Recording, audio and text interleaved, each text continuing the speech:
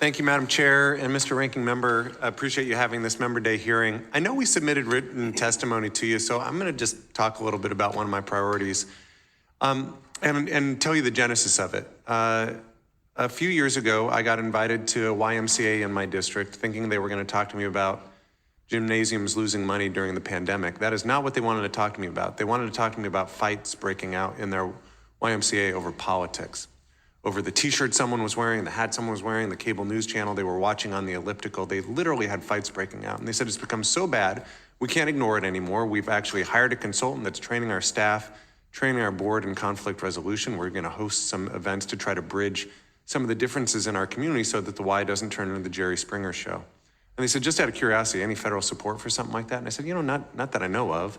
A few months later, we had some bad news in my district. We had a series of attacks on religious institutions. The Islamic Center was burned to the ground. We had a church vandalized. We had 2 Buddhist faith leaders assaulted outside their temple. And in the spirit of something good coming out of something bad, they held the Interfaith Solidarity event. And it was awesome. It was powerful to people saying, that's not what we're about. That part of living in a religiously and otherwise diverse pluralistic democracy is you're going to live next to people who think and look and pray differently than you do. And it cannot come to violence and conflict.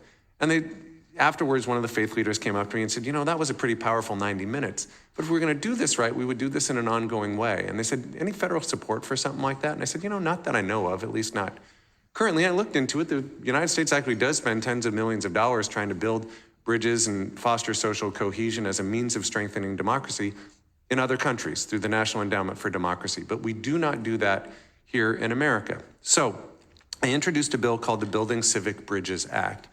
When we introduced it with 12, in the last Congress, there were 12 Democratic sponsors and 12 Republican sponsors. It would set up a pilot program through AmeriCorps to support some of these hyper-local efforts in our communities to try to bridge some of these differences across lines of difference. We chose AmeriCorps in part because they have footprints in most of our communities, and under their authorization, they're able to do some of that grant making. One of the other things in the bill is to actually provide training to AmeriCorps members so that they learn these skills related to bridge building so that we can actually have people on the grounds trying to bridge some of the differences in our community.